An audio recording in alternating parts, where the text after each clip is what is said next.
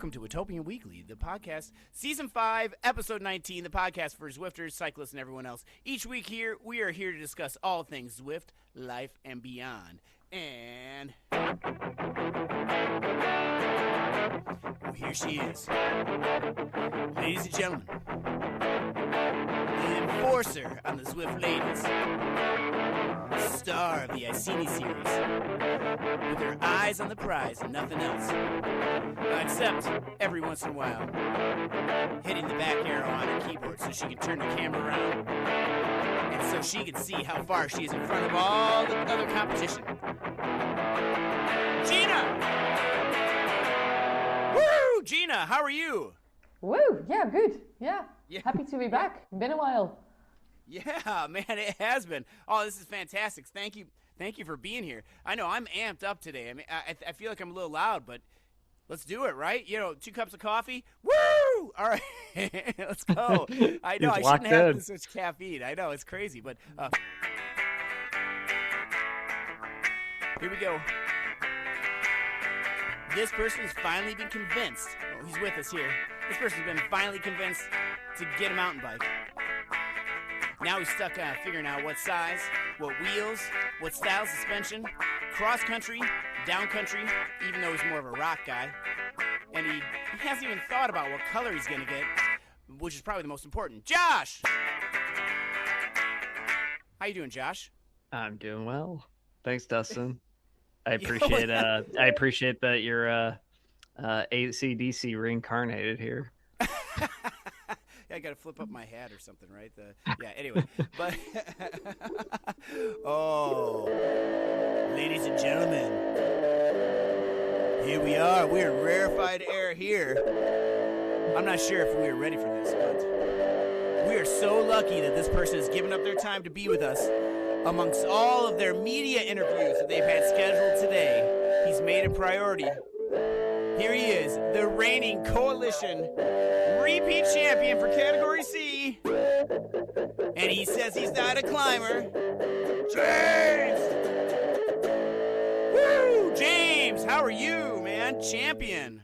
Yeah, not too bad. You made the same mistake as last year where you're supposed to refer to me as Your Majesty. So I thought you would have learned that. I still hold by the fact that I'm not a climber. If you've done any of the FRR or any other racing, then I'm not at the front. However, for some reason yesterday, I managed to be relatively close to the front, and then gravity took control. So, but we'll talk about that in a bit. Yeah, you didn't put on your crown for this podcast, so I'm disappointed. You could have at least swung by a Burger King or something and picked up a paper crown. I'm in the process of upgrading, being a repeat champion. So we'll add more jewels and bling to the. Yeah, is it? I think a really nice lower back tattoo might look nice. I don't know. Yeah, maybe something to think about. Maybe. Okay. Questionable behavior. Well, it's good to see you guys. I feel like we haven't talked for a while. I know it's been last week we were ended up riding and everything, and it was just that's how things go. We ride a lot too, and sometimes we only have time on the weekends, so that happens. And it's just been So it's been a week. Oh my gosh, it definitely has been a week. So we should talk. We should catch up because we haven't talked for a while. Gina, what have you been doing?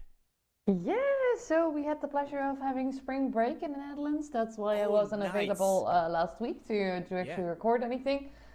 So I went to visit my mom in Germany, and the original plan was to actually bring the bike. And then I saw the weather forecast, and I took my running shoes instead. So I ended up doing 7 kilometers something, run through the German countryside, through the snow, up and down, and it was actually a lot of fun. But I have never felt this amount of muscle pain in my legs on a day after doing a workout. Yeah, because running is I don't know why anybody runs, but I don't know what that is. Foreign concept. Yeah. Did you not take any skis? It felt really weird. It was really weird to be running. I never run. Yeah. You should have taken some skis. I don't know if you watched any of the Winter Olympics, but I saw a bit of one where there was one of the athletes was skiing uphill, had been skiing for hours, and he was still going quicker than I've ever run. So that's quite impressive. So yeah. There wasn't enough snow for that. Like it was a nice white layer, but it wasn't like snow as in you could snowboard or ski or langlauf or whatever. Sounds like enough to ruin a pair of rental skis that are not yours. Yeah. Oh man. Yeah, we had that much. We got dumped on with snow the other day, and it was just crazy. It was one of those things where everything was gone, everything was melted, and we're like, yes, it's spring. I had ridden my bike outside. I was so excited for it, and then don't you know, Dustin? It's called fake spring. I know, that's exactly what it is. Oh my gosh, we got dumped on. We got 8 inches or something like that, and it was I don't know how many kilometers that is, but it's a lot, or even centimeters. But 20 centimeters. Yeah, something like that. And it was crazy, and it was like coming down an inch an hour or a kilometer per hour, something like that. I don't know. No, it was the speed of the wind was something. It doesn't matter. But it was coming down really fast, and we ended up it was great because we had the day off. I got the day off of school and everything. We went sledding. It was really fun. Yeah. Oh, anyway, it's well, that's great, Gina, and I'm glad that you went running and everything. Sorry, 2 cups of coffee. Did you do a Sunday race club too? Yeah. So for the rest, if you want to finish the catch up, I'm focusing a bit more on training after the finish of ZRL. Like I decided that it would be good to not do some races for a while and just, give the body some rest again. But the only race that I still do is the Sunday Race Club. But they had put me up a category, and today is the first time that I get put down a category again. So ooh, okay. I wasn't too happy with my upgrade. Let's say it like that, because I ended up riding most of the races by myself, time trialing, and with a bit of luck there. That would be another person dropped, and then we could work together a little bit. So that's happened sometimes. And on Sunday, I actually had a pretty good final. Like, okay, I got dropped from the front group, but I ended up in the second peloton. And I was like, yes, this is good. I'm getting the hang of this. And I actually finished respectably mid-pack, and I was like, okay, well, that's a bit of a shame, but, new weigh-in. It was in a better, monthly cycle moment for me. So I wasn't on my period. I retained less water weight. So I was like, okay, maybe next time, because often I could almost get over the top of a hill, but I just fell off when they started sprinting for the segment point. And so it's like, okay, I'm having a good day, the watts are there, the numbers are there, I have 2 kilograms less for next month. So I was actually seeing it positively in my category 3 endeavors. And then this week we get the start list, and I'm back in category 4. So I honestly, I don't understand the categorization system, because I was performing well and I have less weight this month. Yeah. And now I get to go back. Anyway, I'll take it, because I will be very happy to race in category 4 today and actually see the front of the race. Yeah, more competitive. Yeah, more competitive is always fun, being at the pointy end. Yeah, being at the front is always more fun than being at the back. Then they're probably going to upgrade you next week or whatever. Yeah. Well, what should I do? I'm also I don't know what the legs will feel like when I get on, because I had a little bit of a party yesterday, so there's some leftover alcohol in my body. But basically, I'll just go for what I can, and if they upgrade me back to 3, I will take it. But I'm not gonna watch my numbers or watch where I end up. I just want to race, and if that's the conclusion, then yes, then just enjoy it and race. You can only race what's in front of you, and if you got the opportunity to be at the pointy end, then go for it. So good luck. Exactly, and I mean, put a finish line or a segment point in front of me, and I can't hold it back anyway. So I can think that I want to however much I can, but I'm not going to be able to, because when I see a finish line, gotta take it, right? Yeah. That's right. That's awesome, Gina. Cool. Well, good luck today, and I know if you have to leave early to getting ready, go for it. Yeah, that's gonna be great.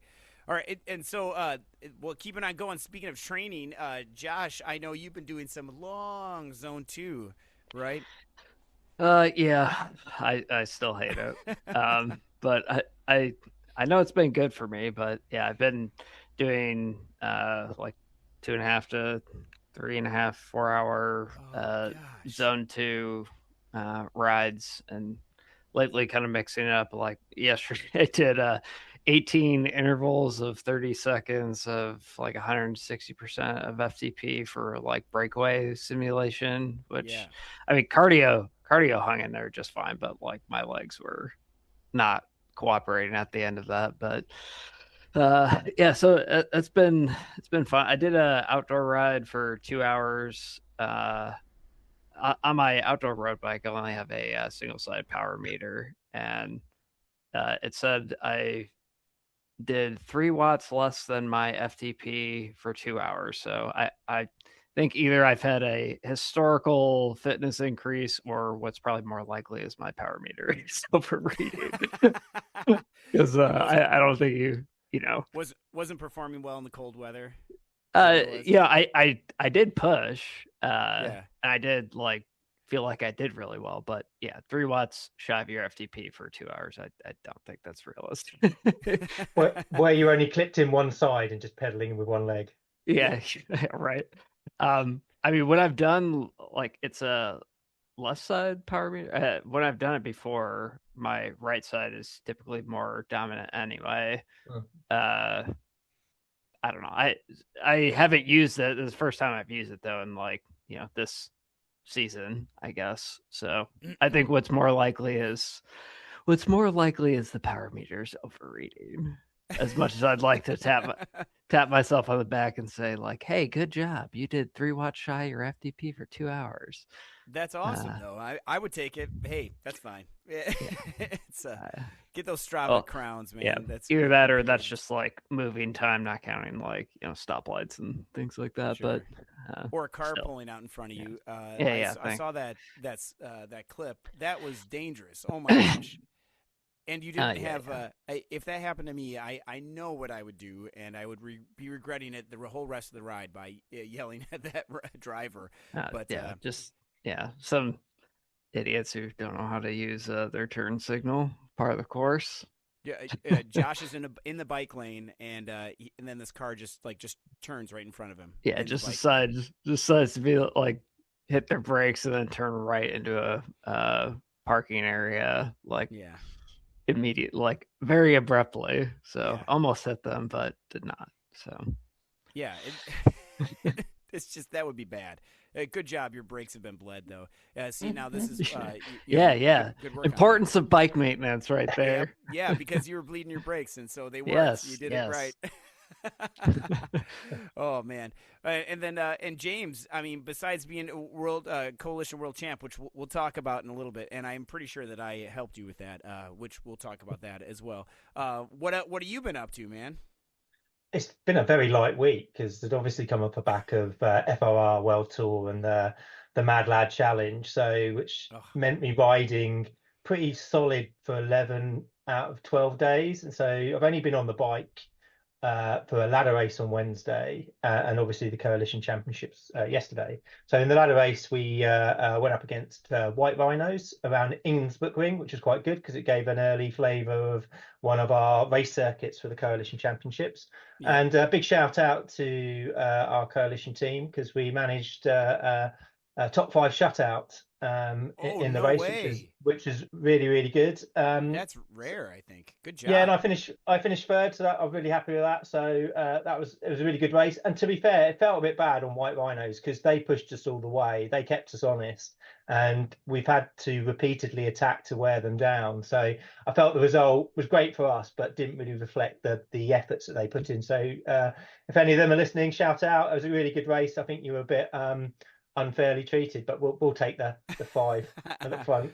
The table never lies. So yeah, I think the team are just getting back into the shape of things and starting moving in the right direction after I think what was it, like a 10 race losing streak that we had. So but that was a great result, and that also obviously set up for Saturday's showdown with Dustin, which we'll talk about in a bit.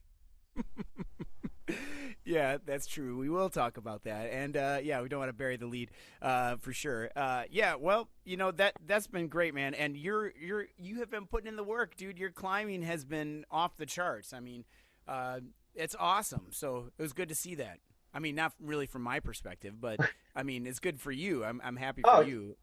You went past me when I was in a whole world of hurt, so that's fine. You'd like to think if you'd done that much climbing in the FOR Tour, there'd be some benefit of it. I would have hoped for more, or if that makes sense. But having gone up the grade 30 times in the last 2 weeks, you'd like to think I know exactly where you can push and where you can't on that particular route. So I do think that did help. It did feel a little bit like deja vu and starting to hallucinate going up there. So it was a bit worrying. But thankfully, everyone was in multicolored kit, so it was a bit freaky. So that was good. Yeah. I think we'll definitely have to talk about this first because we got that going on here. Well, man, for me, I've been doing I had to restructure my week because we had a ladder race on Tuesday, and then ladder race on Tuesday, so then I had to restructure my week, and then I can't remember what else. Tuesday and Thursday. Tuesday I think we lost, and then Wednesday, I had 2 ladder races this week. Oh, I forgot about that. Dang, look at you. Yeah, I know. That was too much for me. So like Tuesday we lost. I can't remember what it was. It was pretty. I can't even remember who we played. But we lost. That's okay. I did my best. I can't remember what the result was, but I know we lost. And then on Wednesday, my Coach Cat thing was to just ride for 1 hour at Zone 2. So I did that. That was no problem. That felt pretty good. I'm jealous. Yeah, I know. I don't know why you keep on getting like 3 hours. What volume are you at, by the way, Josh? 8 to 10 hours a week. Oh, well, there you go. I'm at 4 to 8. So, I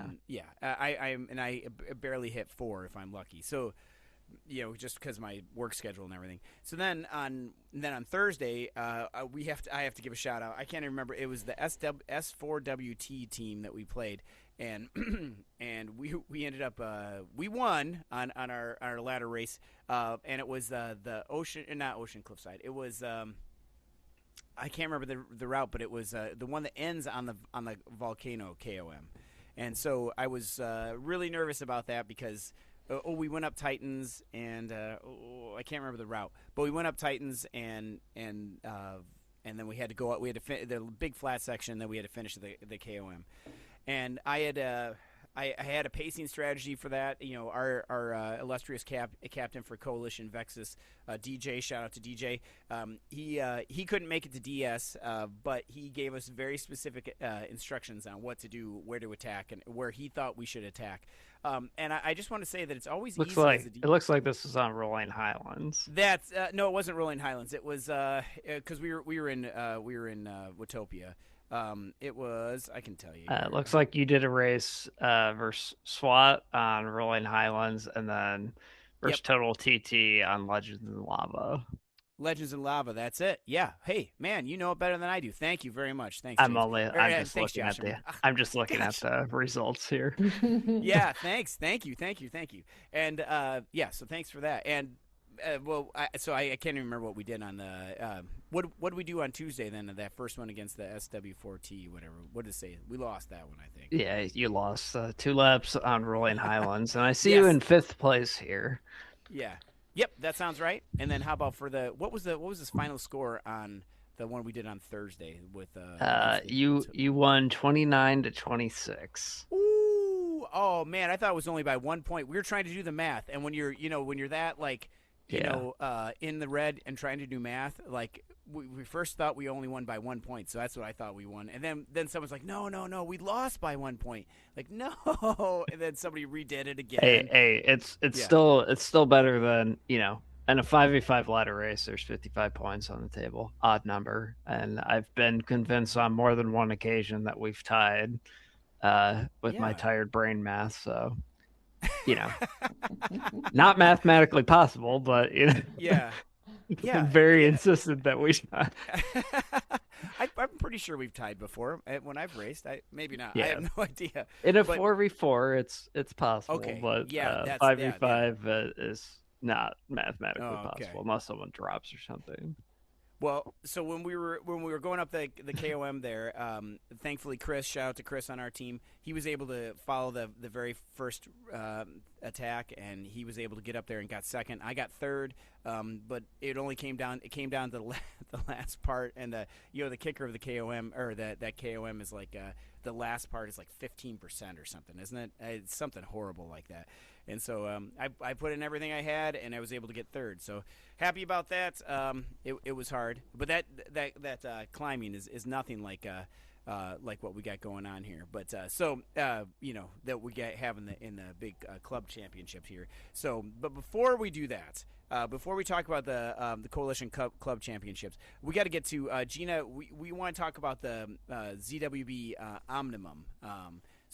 Would you mind speaking about that?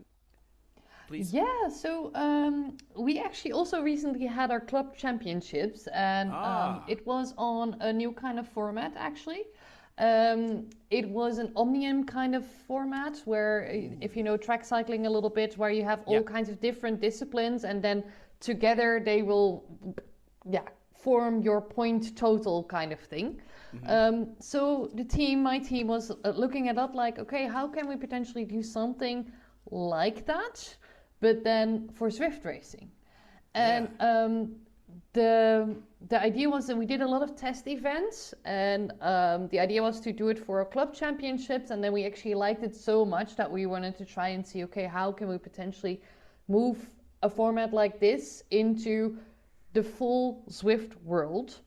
And the idea is that you have 4 different races, and also 4 of these different races all have a different format. They won't be very long races, but they're also longer than the tiny races. So it's a little bit of an in-between. And the idea is that you will always start with sort of a prologue, which is a TT, so an individual time trial. Then there's something sprint focused, so that would be more inclined to be like a sort of a points race with some segments, some sprint segments in there. There's a scratch, and then the final was actually something different, but we realized that wasn't possible to do for the whole of the Zwift world. But we decided that would be a combination of segment points and finish points, so that would be the actual point race more as we know it, whereas the sprint quali is really about, okay, the fastest times on the sprint actually win. So you have the points race like that, where the FAL is in check, and then you have a points race where FTS is more in check. And that's the idea. The first event was a learning curve, obviously, because we quickly realized that for the lower categories, maybe there wasn't enough time. I think after the spicy scratch, to actually do the crit royale as well, where at least the timing was very, very tight. So there will be some changes regarding that. But overall, it was really well received. And there will be another ZWB Omnium in, 2 days from recording. So on Tuesday again. Ooh. All right. And what time is that at? Is there a, do you know? At this point, I think it is mostly European time that works well. And with anything new that you try, you kind of need to figure out, is there enough want for something like this to actually also go into a time zone that is not your own time zone. So obviously we chose Europe because we're a Dutch team and a European-based team. But if it seems to work, we would love to actually make another time zone and maybe even a third time zone come into play for the next round. Nice. I don't know if we're actually starting competing with any other series, because Dirt Racing Series is also coming up. Do you know which day that will be? Yeah, it's on Tuesdays. Yeah, Tuesdays yeah. So that's actually something we need to start taking into account as well. Well, which day do you actually want to do? Because if Dirt Racing Series actually comes back on Tuesday as well, how many people will we lose to team competitions in DRS? Anyway, I'm not part of the organization, but I just asked Dustin if he could make some room for me to actually talk about the initiative from my team. Yeah, no, that's awesome. That's so cool, and there's so many great events there too. I'd like to try it too. Oh man. So if I have a day off, I'll have to join or something like that. Yeah, and if you Google or if you look on Zwift Insider, there's actually a page on Zwift Insider that gives you a little bit of information, and also there are websites built where you can actually see the point counting. So it's cool. like a live website that has been built by one of our team members. And after every race, it kind of like updates. And I think even after every segment, it could update. How do people do this? I have no idea. That's incredible. Because especially like after a segment, how can it update live like that? That's awesome. Yeah, I suppose it works a little bit similarly to the sauce overlay thingies, sure. Right? So they can do that as well. So why not us? I would say. Yeah, that's awesome. Well, congratulations on the series. I hope it goes well, and I can't wait to race in it. I hope we get to do it because that would be perfect sounds for the fun. summer. I'd be interested. I like that, and because the tiny races can sometimes be too tiny. Yeah, but, and the first one was Scotland focused actually. So the prologue was Lock Loop, like 6 kilometers of Lock Loop, and then we did for the sprint race, the FTS race, Glasgow Crit City, which is always fun. Yeah, it is. I like that. Then the scratch race had a custom finish on City and Segur, so that was 14.5 kilometers, and that's where you see that the races actually become a little bit longer. Right. And then the Crit Royale was the Glasgow Reverse 5 laps, which ended up being 15 kilometers. So if you count it together, it's actually 42 kilometers about that you're doing on an evening like that. Yeah, that's a lot. That's a lot. It's a lot. Yeah, it's a lot. And doing the Glasgow Crit reverse, like, I mean, I know we do it so much the other way, or the forward way, but like doing it reverse is like, it can, I know it's silly to say, but it's completely different tactics, I think, on that, how you figure out how to do that. But, oh my goodness. Well, that's awesome. Well, speaking I of, haven't seen the routes for Tuesday yet, so that's something that you would have to look up yourself if you're interested. Yeah, we'll definitely have to look. We'll definitely have to talk that out. Well, I want to see it. And are you going to be streaming these, Gina? Do you know, or? I'm actually not riding them at the moment because I wanted to put a little bit less pressure on myself mentally and physically. So yeah. And if you want to put less pressure on your body, this one is not the way to go. Yeah, it sounds just like it. So, oh man. Well, speaking of one club championship to another, we have to talk about the Coalition Club Champions because we have the reigning world champ for a C out of all two-time champ. Out of all 11 available riders, he is the world champion. But we do have to talk about that real quick. And so congratulations to James, because that was not easy. Everybody who showed up came to race, and they did not make it easy for you. I made sure I was trying to. I mean, I wanted to do an alliance. I really wanted to, and you said no. So I didn't say no. I just ignored you, Dustin. There's a difference. But it was definitely something that we wanted to try and get to you for sure. I wanted to try and help. But so before we get too into it, the first race I didn't even know was a TT with the draft off. Which I don't know about you guys, but when the draft is off, that messes with my head. I don't know. What do you all think about that? Yeah. It always feels weird, to say the least. Yeah. Because I'm always. Yeah. We could have made it a little bit more complicated by having a no HUD one as well, just to really play with your head Dustin, from that side. Oh man. But like, I guess I don't realize it's all in my head because like I the draft whatever it does affect you though, I think. But yeah, first one TT, I didn't realize it. Bikes were all neutralized, so of course James is on the BMX. And then I'm trying to upgrade my Athos, so I should have been on the Athos to get the extra feet or meters or whatever, kilometers in height, so I can upgrade that thing. But yeah, so I went with the SL8, of course, even though it didn't matter, but it just looks cool. But James went out of the gate at about 500 watts. I try and match him, And I am not kidding, 500 watts out of the gate. So I try and match him, and I burned pretty much all my matches trying to match him. And then I realized the draft is off, and I'm like, this is dumb. And I was trying to. Did you hold forget? on. Did you forget that it was off? Oh no! And then I got I think 8th or 10th. I can't remember. I was pretty much last. So James, how'd you feel the first stage went? It was in the tiny race format too, like Gina, like what you were talking about. Yeah, and it's a similar thing that you had the 3 different styles of races. So the first one was obviously an ITT, the second one was a points race around Innsbruck Ring, and the third one was up the grade and back down again. So it was the good thing is yes, that's which is very important. Yeah. So it meant that for all our rider types, everyone was like, I might not be quite good at this one. I've got this one to play for, and how does that shape up over the 3 races? And I think with the first one, my skill set is, I'm a heavier rider. I can put out a hell of a lot of watts. So I took the tactical decision of going, I'm just going to absolutely smash this first stage. I'm going to get in everyone's heads. There's going to be a couple of riders who are stupid enough to try and follow me. Dustin might be an example of this, and they're going to burn some watts, burn some matches, and I'm just going to actually head down and bury myself in it, conscious that I might burn a match or 2 that I don't want to.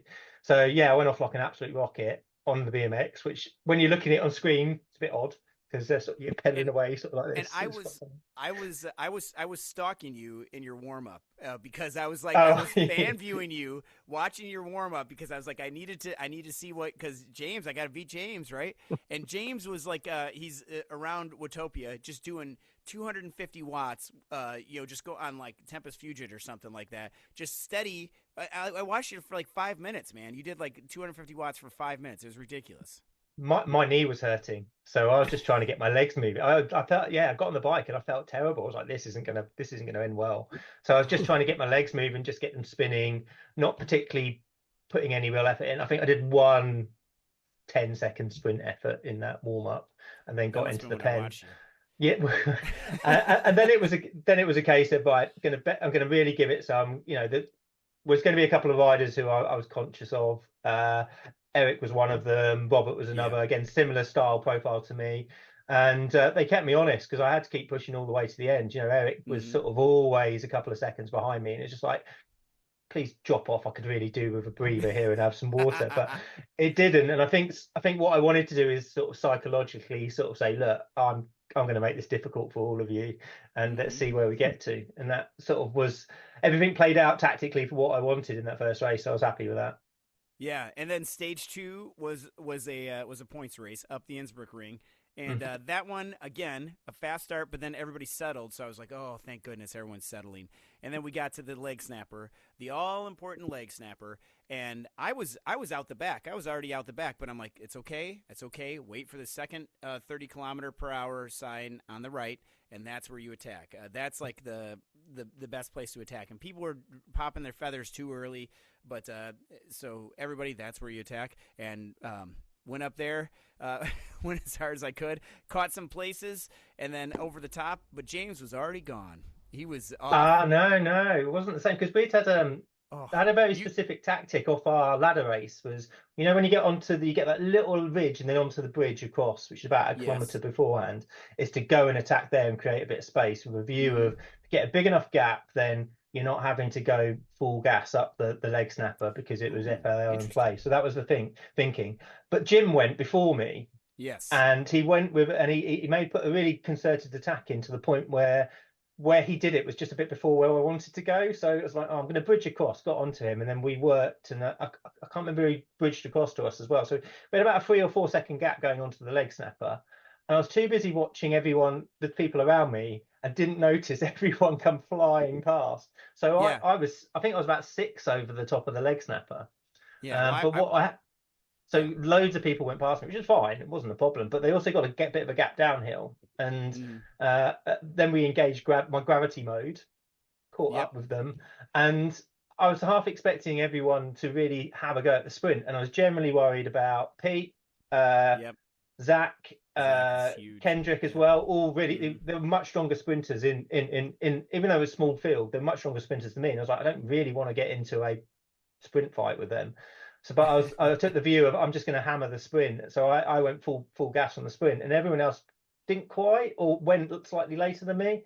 So we got over the sprint line. I had like a 2-second gap, and I sat up because I was like, "Oh, that was a match, and that really hurt." And we sort of rolled on to the end of that bit where you sort of turn right, and then it's that sort of long back kilometre and a half before the finish. And I was expecting everyone to catch up, and they didn't. So I was like, "Oh, I'm just going to TT this to the end because I don't want to have a sprint with those guys because they're going to beat me up." And it was that trade-off between, do you save your legs for the sprint or do you invest now? And then, if the group behind had caught me, I had nothing. I wasn't sprinting. So, but they all. You bought now, right?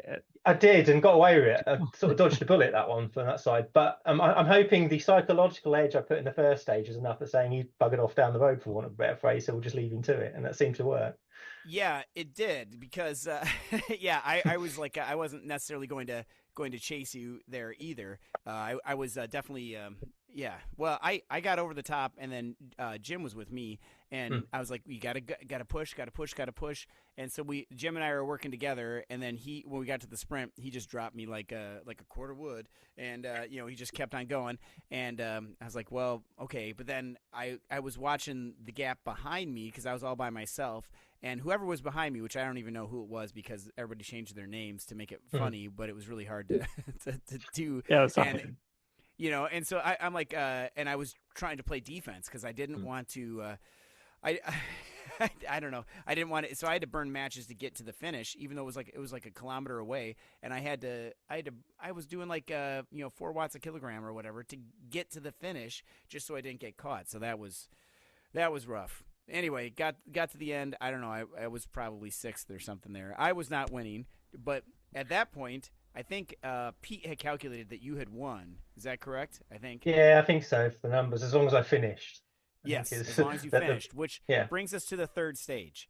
So the third stage is Oh Hill No, going up the hill, going up the grade, and coming down. Who picked that nonsense? Yeah, who did pick that? I don't know why. Who picked that nonsense? But so at that point, Pete says in the chat, James won. Congratulations, James, you won. All right. I said to everybody, let's all go ride with Coco because we don't need to do this. Only James has to finish. So let's make James do it, and we don't have to do it. But of course, nobody liked that idea, and we all had to race. But so we're going up the hill, and everybody's kind of keeping it cool, keeping it calm, and then as soon as it starts to really kick in, like right around between 1 and 2, it starts to really getting steep, and that's when things started separating. And I was proud of myself because I was at my FTP trying to go up the entire thing, and I did pretty well. I did not get a good score at the top of the grade, but that no matter to that. Yeah, that course sucks though. Yes. I mean, when we got to the blue section. I was up there with James, and who else was with us? It was James, you, me, and was it Pete? Or we had Pete, yeah. And Pete. on that blue flatter section, you kicked on, I followed you, and Pete didn't quite. So there's a bit of a gap spread out to him, and then fair play to him, he paced it that second half of the climb really well and caught back on and went fast. Yeah, he went past me. Yeah, but I was trying to give everything I could. Despite you not wanting to work with me, I kept on saying, "Let's go," because I wanted to give you something there because I knew you were gonna win, and I wanted to make sure that you had that locked in there. So I don't know how much that helped, but I'm pretty sure that was the deciding factor, even though you won the stage previous. But so I'm pretty sure that was it. So, and then how'd the rest of it play out? Because I ended up with I don't know, I got like 3rd or 4th or 5th or something on that stage. Oh, I think it's a great result from yourself, considering you got there, and it almost was a minor explosion. I think about a couple of minutes later, where basically Dustin's legs fell off, which was quite funny. I think a big shout out. Were you chirping in the chat too? Yeah, I hope everyone was chirping in the chat this entire time. I couldn't race with my glasses on because they kept steaming up, so I couldn't really chat. Here. Yeah, that's what happens when you lay down the watt hammer. Pretty much. It's just an unnecessary byproduct. I think we had Jacob off the front, and fair play to him. He put a solid effort up that climb and deservedly got over the top in first place, and he was about 4 or 5 seconds ahead of me. between me and Pete, we were sort of tussling up the climb to that last, that last bend, the steep section. It holds 12% before it narrows out, and I just got out the saddle and was just be able to get a gap on him. And then we obviously went down the round and then back down again, and that's where unfortunately poor Jacob got stuffed by the fact I'm heavier. And the BMX can fly. It was basically like ET on the way down, and I think I put about 20 seconds into him. It was really bad. Wow. And managed to rather jammily win. So if the finish had been at the top, and I think it probably should have been, if it had been in FR or any other series, you'd have put the finish at the top. But as soon as they put it downhill, it gave me a horrendous advantage if we weren't too far ahead of me. And I took that together. So I feel... I obviously took a clean sweep of the wins, but I felt bad because I think they were, some of the races were a lot closer than what the scores play out. So, but it was good because the races were competitive, and I think across the other categories as well, we saw that, especially in the women. So I want to say a big shout out to everyone in the club who participated. It was really good fun, and hopefully we can build on that and have greater numbers across the areas. And it was amazing to watch the ACAT ladies really sticking it to the BCAT boys. That was quite impressive with Julia and was it Rachel?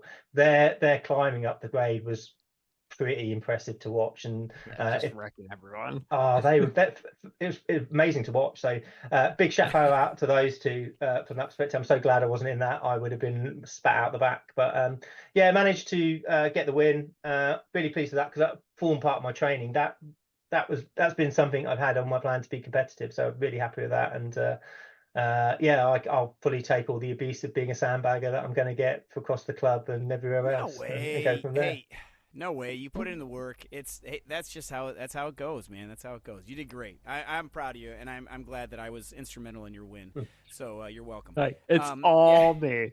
All me. You couldn't have done it without your team that you wouldn't even work with, but ignored. Yeah, that sounds like some of the pros actually. So I right. Oh man, well you are on your media tour, so I appreciate you taking the time to talk about to us, Your Majesty. So now yesterday when we're talking about this, talking about the champs and everything like that, I had mentioned to the lady I live with who smells so nice. Does this drive you crazy when I talk about this and stuff like that? And she's like, yeah, I guess a little, not really too much. But I said, well, what does drive you crazy? And she's had a very long list. So I put it out to us here about what do we as Zwifters, what do we do that drives the people that we live with, crazy or something. And I've got a lot here that was very exhaustive list. I know James does too, probably, but and I know Gina has to get ready for her race here soon, and Mimsy's probably really, Mimsy's got some things. So Gina, why don't you start? You and Mimsy start first. What does Mimsy get so upset about?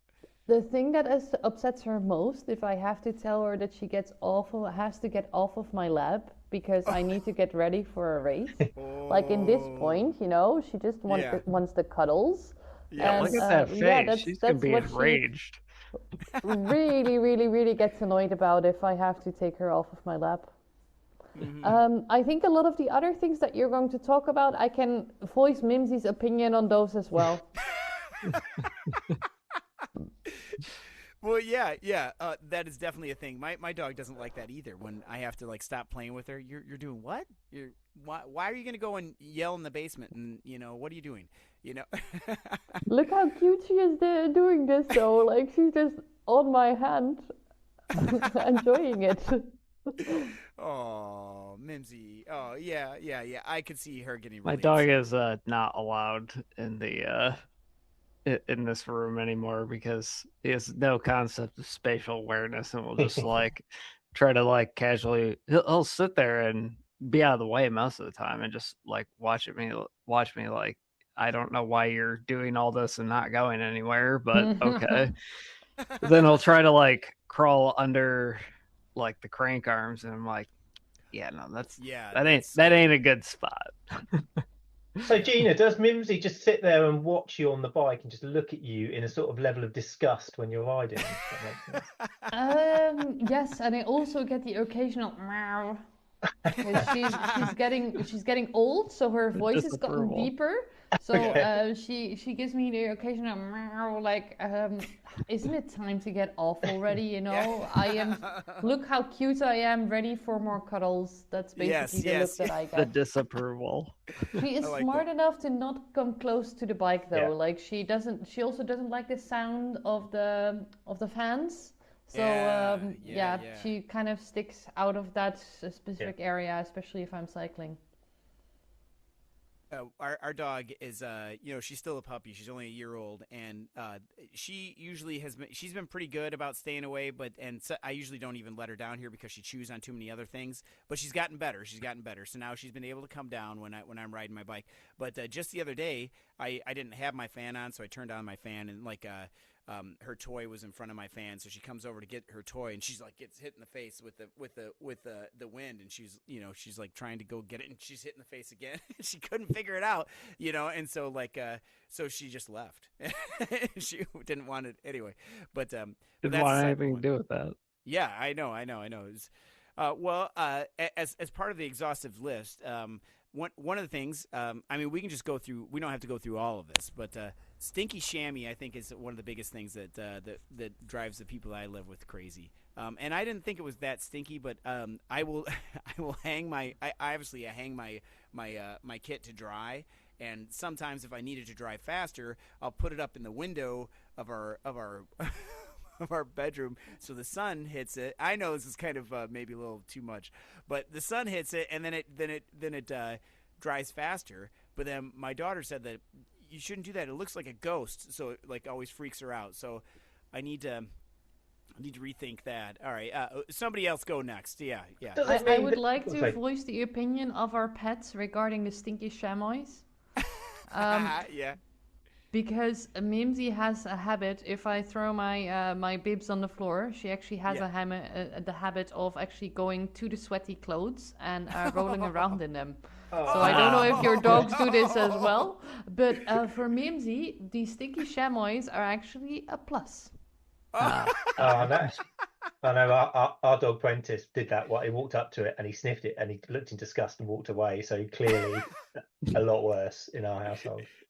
Yeah, I think the biggest one is just yapping about bike things like constantly.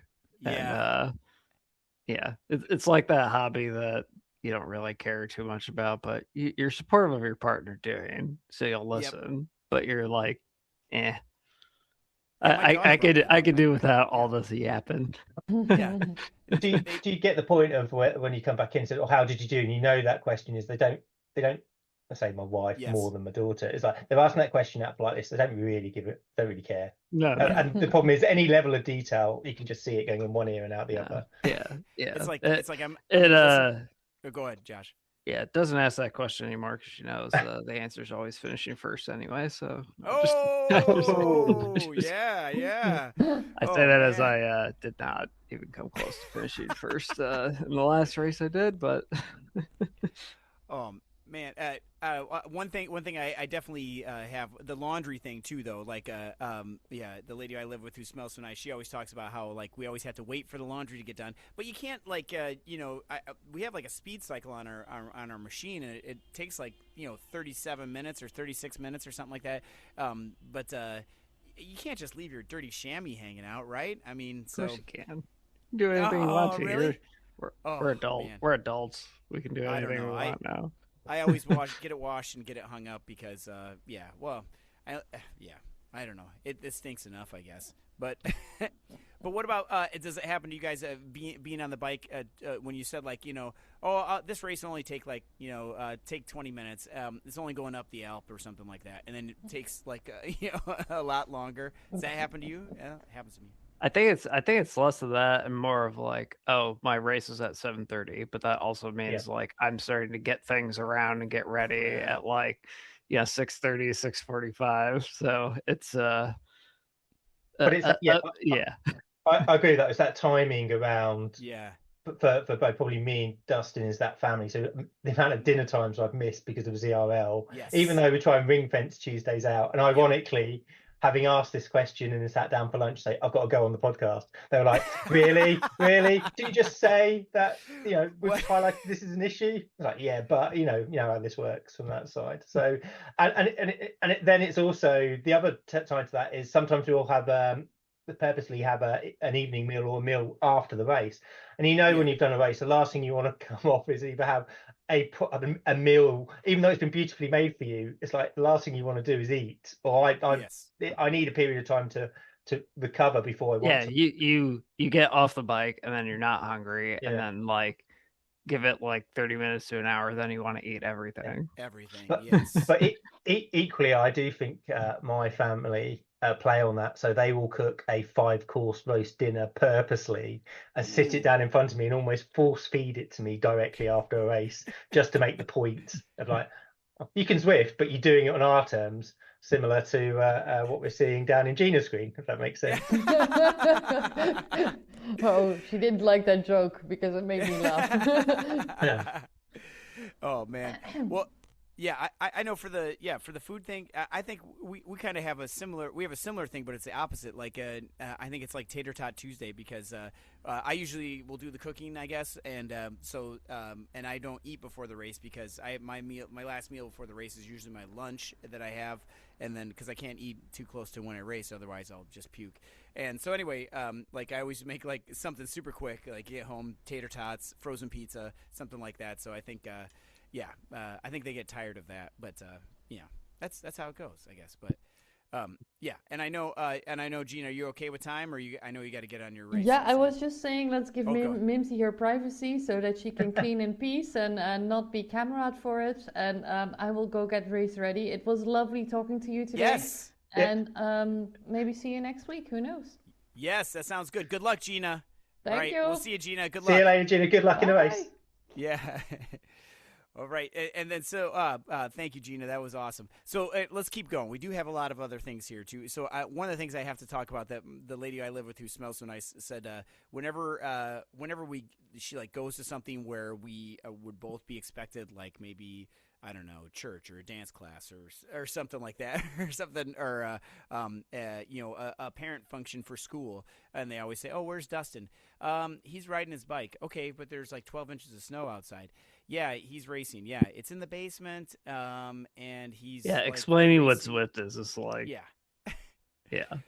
Is there something we need to do as part of Watopia Weekly? The Watopian Weekly is a predetermined statement, a bit like the stickers, where we can explain what Zwift is. It's almost a public service announcement that we can provide to all our listeners and viewers to say this is what we're doing, in a way that makes some vague sense, if that makes sense, and some credibility around it. Because absolutely. Well, we'll have to come. We'll workshop that because it's got to do something with providing fitness and maintaining longevity within the virtual cycling community or something. So I had a really prominent one that both child and parent pointed out, and that was the amount of cycling stuff that is in the house, both in kit and equipment, if that makes sense, which is an unsubtle nod maybe to random bikes or shiny new things sitting in the garage, if that makes sense. So but it's made a valid point about, I have, especially with kit, I've got lots of bib shorts, especially, they've also, it's quite fresh in their knowledge coming off of FRR, where I was going through 2 or 3 sets of bib shorts a day. So it was a constant wash cycle, constant kit everywhere. And they were just like, you've got so much stuff. And I said, but I do use it. And they're like, but you still got too much stuff. And it's just everywhere. And I looked around the house tidying up this morning, and there's cycling stuff in every room. There's still wax on the kitchen table when I last waxed my chain, because I did it late at night in there. So I was just like, maybe I need to consolidate this in the garage, and that needs to be the safe zone and keep everything else out of the house. Yes. Oh my gosh. Yeah, you might need to do that, James. You have a very understanding wife and daughter there. I've got like cycling glasses in here, and this is the office, and it's like, that's not such a good sign. So maybe need to do a bit of an amnesty and clear everything into one space, and probably do an audit and all the gear that I've got actually. And how about the art behind you? How much of that is cycling? You've got my up to Zwift under an hour PB, and that's nice. That's a good flex. Only one in here. Then I've got a similar one, which is in downstairs in the garage, which is the first CRL race that I won. I took the Strava after it, and then sort of framed it because that was quite a, you have these memorable events and stuff like that. I did that, and but then you got loads of Pain Cave sort of memos and stuff like that. So that's fine in there. But that one is quite a nice print, and that's the token effort in this space upstairs. So I just need to find a way of hiding. I need some sort of secret spy cavern that you press a button and it opens up and it's all wonderfully all laid out. Yeah, right. Yeah, and then some sort of automatic chamois butter dispenser. Yeah, that would be cool. Well, that's what. Oh, that's like in the public restrooms where they have like the soap dispensers. Like, you can just do that, except for chamois cream. Yeah. Oh man. Yeah. It's a little extra. Oh my gosh. It's a little extra. Yeah, a little extra. Oh gosh, that reminds me of a very, very, very, very, very weird story here. May I digress for a second? So go to the grocery store, right? Okay, so go to the grocery store, and I have to use the restroom. So I go, okay, I'll be back. I'm gonna go use the bathroom. Back when I was growing up, we didn't have really. There was like when you go to the grocery store, they had bathrooms, but like they were always in the back, like in the storeroom or something like that for the employees. And like if you had to go to the bathroom, you had to use one of those, and like because I always thought it was so weird when you had to go to the bathroom, but then. Like, I don't know, some law must have been passed that they have public bathrooms for everybody. I know we're getting off topic here, but I'm just giving you some backstory. So the grocery store we go to, you have to go upstairs to go to the bathroom. So I go up the stairs, or you can take the elevator. So I go upstairs, go to the and then they just installed these automatic doors on there. So you you open the door and it like stays open, so you can like get a wheelchair in or something like that. Okay, so you open the door and there's a clear view of the urinal right there. I'm like, okay, so I have to go to the bathroom. So go in there, go to the bathroom, using the bathroom, and the door is still open. And like, and it won't close. They just put these things on there, right? And I'm like, well, I mean, you can't see anything, but like, and thank goodness nobody walked by. But like, I'm done, and I turn around, and the door is still open. So, oh my gosh. But anyway, not questionable. You don't care about that was so bizarre. So then, oh my gosh. But anyway, getting back to the chamois butter and stuff like that. Happy to know that. I see this note down here, James, that you put on there that they know where you are. That is a good thing. That's a positive right there, man.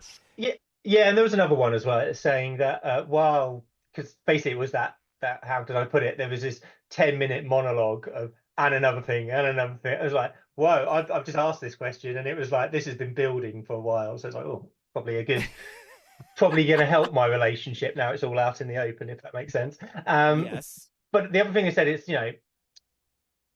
it's, I wouldn't say tolerated. It's like, it's supported. It keeps you healthy. It's a positive thing from that side.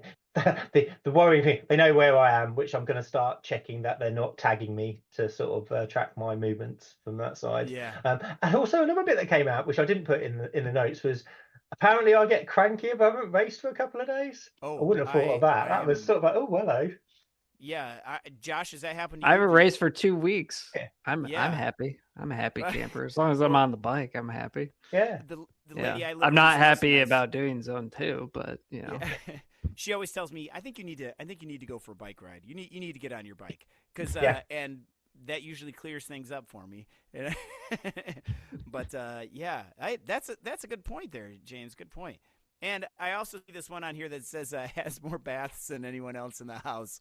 I'm there. Yeah, because you can't not shower after that. It's just way too stinky.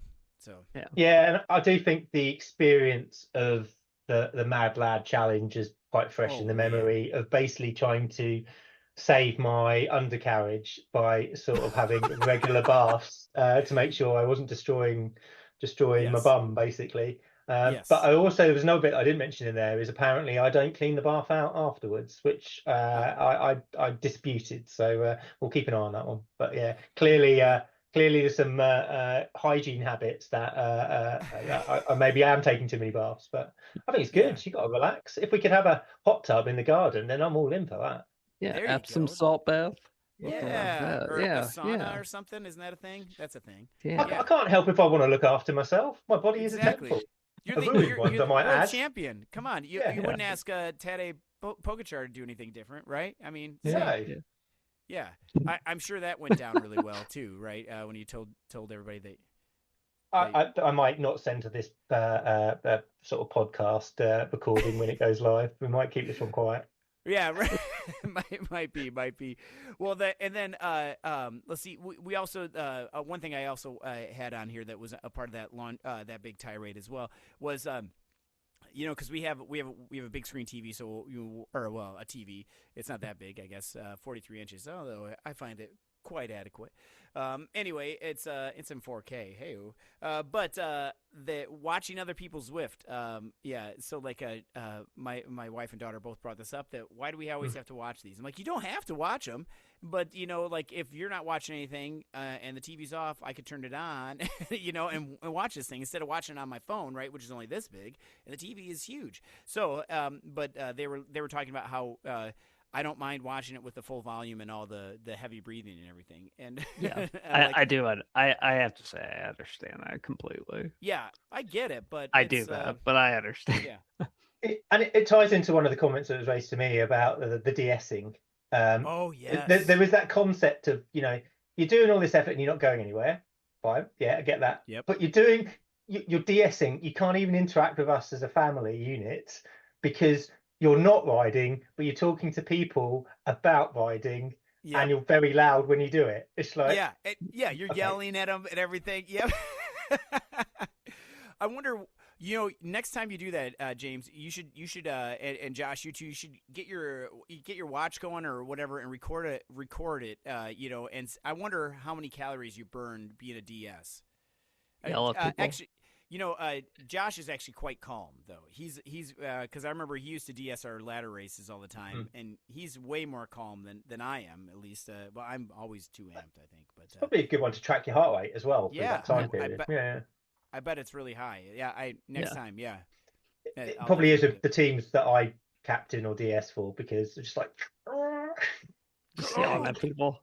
Yeah. Why aren't you going faster? Yeah. Pedal harder. Yeah. I'm here to yell at people. Yeah. Oh man. Well, speaking of pedaling harder, DRS is coming in, and I want to talk about the first two stages of this, if we can, please. The first one we have is Downtown Let me Titans. open that up so I can refresh my memory. Well, right. This is going to be awesome. I'm so excited that DRS is back. The Dirt Racing Series. If you haven't signed up for it, jump on in. If you can't make all the races, that's totally fine. Make the ones that you can because that will help your team out. If you don't have a team, just get on there, sign up. You'll be able to get into a team and get matched. Excuse me. So on the Dirt Racing Series, and I love the series goes to 11, which is a nod to Spinal Tap, which is fantastic. We've got the Titans KOM reverse, and then the Hilly KOM and the JWB Sprint. Those are the three segments that are really at play, and this is going to be it's going to be something else. But you got to remember with DRS, there's different things, right? Sometimes it's FTS, sometimes it's FAL. So you really got to know what you're going to do. So I have this up here, so I'm going to say it correctly. Titans KOM reverse, that's FTS, all right, and that's so fastest through. Then the Hilly KOM is FAL, so that means first across the line. So I won't get that one. And then the JWB Sprint is also FTS. That one's FTS. So we go FTS, FAL, FTS. It's a good idea to write this stuff down because it's really hard to remember when you're out there, I think. Well, I was gonna say, given Dustin's lack of remembering what happened in the Coalition Championships, I think we'll test him next week if he remembered which one was which. Oh my goodness! But and I don't know how far the points go down. I know it's in the road book, but I didn't look through that yet. But this is going to be fun. So Josh, who are you racing for on Tuesday for DRS? It's Matcha, and yes. I'm on the Sapphire Emerald U.S. East team. And I am prepared to be just shellacked. You're gonna be great, man. You've been working. Your goal was to get up this high, so this is where you're at. Yeah. I mean, like it'll be a challenge. So I'm not like overly, concerned about it. I mean, it'll still be fun regardless. So I'm not. Yeah. Yeah. I'm looking forward to watching that race back with my family. That's but and then and James, to whom are you racing with? Wait, I'm racing for, again, I get put on a team that I can't pronounce the name, so that's typical. So it's I think it's called Gaia, so GAEA, and I've raced with them before. So we're EMA, I think Central, and in the Amethyst level. So we've got a team of 7. So looking forward to getting off and starting with that and seeing how we get on, because I think it's going to be good fun. Yeah, it's going to be awesome. And I am returning with a Coalition Magma, which is a little bit easier. So Liquid Hot Magma. Yes, that's us. And we are in the USA East. I think the same time as Josh, which is the 6:30 time for us. So that one's going to be fun. We've got some shout out to Nat, a returning champion as well. So, we're not champions, but we did really well. And so her and I are returning from last season, and then we've got a whole new team. It's going to be fantastic. I'm excited. Lots of really good talent. And we're in the silver gold category. And after the Coalition Championships, my velo score went up a bunch. So I hope I can stay in the gold, if that makes sense, because I'll DS if I can't. But, it's just DRS is so much fun. So anyway. Yeah, and I think it's worth just noting, I forgot to mention it when we were talking about the Coalition Championship, that final race, if you look at your velo predicted positioning, you finished 4th, so congratulations on that. But you were expected to finish 9th, so you massively outperformed it. So well done, Dustin. That was really you did really well up that. Yeah, thanks. Well, I was trying. My motivation was to get to the top. I had a pacing guide, I thought I was going to have a pacing guide, and it was just basically try and hold above 240 for the whole thing, and I did it for most of it. But oh man, thank you very, very much for that. I did. I should big up myself, because I did get I dropped 4 minutes off my PR, which is huge. Oh, that is super. Yeah. I say that DRS race 1 will be really interesting, because it'll be the opportunity to get a real flavour of how good your position is and how big the leagues is, and sort of set yourself up for the rest of the round. And it's a nasty one. You're gonna hurt yourself. You've got prolonged climbing, you've got short, steep, intense climbing, and then they've chucked a sprint in just to really sort of ruin your legs before you get to the finish. So nice. And there's finish points on the line too. Yep. Don't forget about that. All right, and then Josh, you probably want to talk to the tactics here for the stage 2, because stage 2 is a team time race. And yes. I know you have more tactics on this than I do, because I usually just try let's just get to the end. But it's on the Greenway in New York. There's no segments in play. It's all 31K. So what is that? How many miles is that? About 14, 15 miles or something like that, maybe.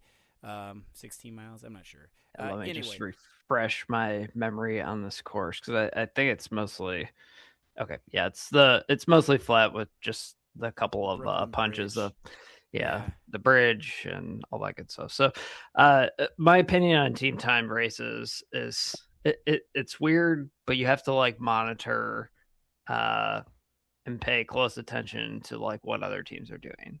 Someone slow rolling off the front, don't care. Second person slow rolling off the front, also don't care. But if you see, people on the same team starting to try to poke out there and roll off the front, then you need to respond. So I think it's an exercise of being very, very attentive to what teams are collectively doing. Because hey, if I'm on my team, we have all 6 riders in a race, but it's just me smashing off the front, who cares? That does nothing for my team. But if we have a pack of 4, we try and break away in TT, obviously the rest of the group is obligated to kind of respond to that. So yes, and the draft is on. So you can use whatever bike you want to, but we can't use time trial bikes. But everything is on. So treat it like a normal scratch race. Just pay very close attention to collective team strategy and what what other teams are doing with groups of people. I'm guessing a lot of people aren't super familiar with this race format, so they may just chase anything that goes off the front anyway. But I certainly won't be caring a whole lot about like your solo rider or two riders rolling off the front. It's also really important to have that comms piece with your team as well, because similar to the team time trials, that's the fourth rider. So you always want to be slightly mindful of how everyone's doing, who is your fourth rider out on the roads, and sort of where you can, if you want to try and push on, or how you react, just making sure you do reacting and as a group, if that makes sense, where you can. Yeah, because that's a solid point there too, because it's not you don't have to get all 8 riders across the team, you just have to get the 4th rider across the team. And you do get more points for how many people finish though, I believe, right? But so there's so many tactics here. You could TTT it the entire way and start, pushing people out the back, and you can burn out people or something like that. That's totally a valid way to do it. Or you could just blob up and try and get to the end. You can draft other teams. There's nothing that says that you can't do that. There's so much that you can do here. This is awesome. It's one of my favorite nuances of this series. So yeah, I think it's a different element, and I think it's quite underutilized. So it provides an added dynamic, and just having that Brooklyn Bridge KOM towards the end, it's just a bit. It's not. It doesn't really light the world up. It's just a bit draggy, and it will cause some gaps, and you need to be really on it with what's happening ahead of you and behind you as well. So I think I'm excited. This can be good fun. Yeah, and how many escalators are there on this route? I don't know. Too many. I agree with Josh. Too many for a start. Too many. Yeah. Okay. Well, this is going to be fun, and I got to give a shout out to our good friend the Rovinator, because he dislikes the escalators with 100% passion. He does not like them at all. So good luck. I hope you don't have all of them. But well, gentlemen, we are getting close here to the end. And before I forget here, we have I haven't heard from any famous people on Zwift, but there are some out there. I know they are. So let us know if you're famous and you want to talk or come on the podcast or something like that. I think that would be funny. I have been we do have some future episodes, some people coming on. I'm trying to get some of the athletes that ride for our country here for USA, just because I see them more often on Zwift, and sending them and seeing if they can get on there. We've already got some responses from that too, which is really interesting. Also on Zwift, when you do see someone that does have the check next to their name, or it says USA rider, for example, or something, or USA cycling thing, or whatever says for any other different countries, Team GB maybe. It's that's super cool. You can always send them a message. Most of the time they answer, but they're usually like in a hard interval and passing me anyway. But that's super cool. So, and if anybody has any other things that people they want us to talk to, we're up for that too. We have, we'll talk to anybody. It's pretty cool. So with that, and I know we've got the FRR Matt Ladd Challenge. All those people that completed that, congratulations. A lot of people are getting T-shirts this time. Isn't that right, James? Yeah, I think so. I think there's 5 or 6 finished it, and they all finished it in the category to get it. So yeah, watch this space. Yeah, that's awesome. That is awesome. So, well, with that, gentlemen, thank you very much for being here. Thank you, Gina, for being here. I know she had to go because she's going to go smash the race club here, which is awesome. So good for her. Thank you, everybody, for listening to us this week, every week, and every other week, whenever we do that. And we had this, we got to make sure that you can see the guitar, because I do actually play this live. But please, if anybody has anything, send us a message on the Discord server, or send us an email at WatopianWeekly@gmail.com. Someone on staff will get it back to you within 2 weeks. Also, add your favorite recipes. We're still waiting on the first place falafel recipe, which Josh, you maybe forgot about that, but we got to get that in there. But well, with that, gentlemen, we'll close the episode. Thanks a lot, everybody. Have a good day.